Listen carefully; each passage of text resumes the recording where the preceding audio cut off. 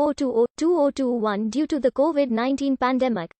Curfews, quarantines, and similar restrictions have been implemented in numerous countries and territories around the world. These were established to prevent the further spread of the severe acute respiratory syndrome, coronavirus 2, which causes COVID-19. By April 2020, about half of the world's population was under lockdown, with more than 3.9 billion people in more than 90 countries or territories having been asked or ordered to stay at home by their governments. Research and case studies have shown that lockdowns are effective at reducing the spread of COVID-19. The World Health Organization's recommendation on curfews and lockdowns is that they should be short-term measures to reorganize, regroup, rebalance resources, and protect health workers who are exhausted. To achieve a balance between restrictions and normal life, the WHO recommends a response to the pandemic that consists of strict personal hygiene, effective contact tracing, and isolating when ill. Countries and territories around the world have enforced lockdowns of varying degrees. Some include total movement control while others have enforced restrictions based on time. Mostly, only essential businesses are allowed to remain open. Schools, universities and colleges have closed either on a nationwide or local basis in 63 countries, affecting approximately 47% of the world's student population. Following the precedent set by the lockdown in China's Hubei province in January 2020 and Italy in March, lockdowns continued to be implemented in many countries throughout 2020 and 2021. On the 24th of March 2020, the entire 1.3 billion population of India was ordered to stay at home during its lockdown, making it the largest of the pandemic.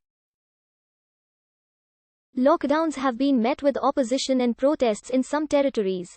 Several researchers, from modeling and demonstrated examples, have concluded that lockdowns are effective at reducing the spread of and deaths caused by COVID-19. Lockdowns are thought to be most effective at containing or preventing COVID-19 community transmission, healthcare costs and deaths when implemented earlier, with greater stringency, and when not lifted too early.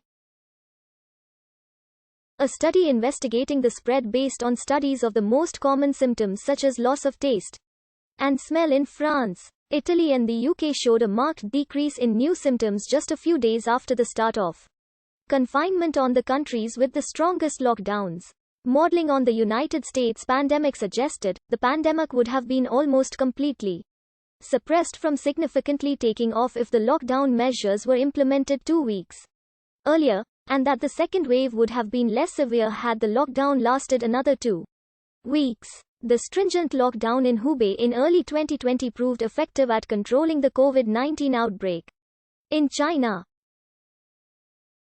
Similarly, modeling on Australian data concluded that achieving zero community transmission through a strict lockdown lowers healthcare and economic costs compared to less stringent measures that allow transmission to continue, and warned that early relaxation of restrictions have greater costs. This zero community transmission approach was adopted in Australia, and transmission of COVID-19 was eliminated through a strict 4-month lockdown in the state of Victoria after an outbreak occurred in Melbourne. New Zealand and Vietnam's successful containment measures have included targeted lockdowns. Despite zero community transmission being successfully achieved in several countries and regions through lockdowns, the sustainability and viability of this approach in other countries, such as the United Kingdom, continues to be debated. One study led by an economist at the University of Chicago found that involuntary lockdowns had little impact, with voluntary distancing making up nearly 90% of the fall in consumer traffic as people feared the virus itself. Similarly, a NBER study found stay-at-home orders increased staying at home by just 5 to 10%. Another study from Yale University found that most social distancing was voluntary, driven primarily by media coverage of morbidity and mortality. On the other hand, some studies have argued that coercive measures probably decreased interactions, while accepting that most of the reduction may have been voluntary. One of those two studies, by Flaxman et al.,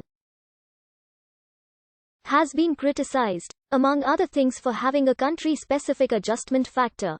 without which the model would predict a massive number of deaths for Sweden.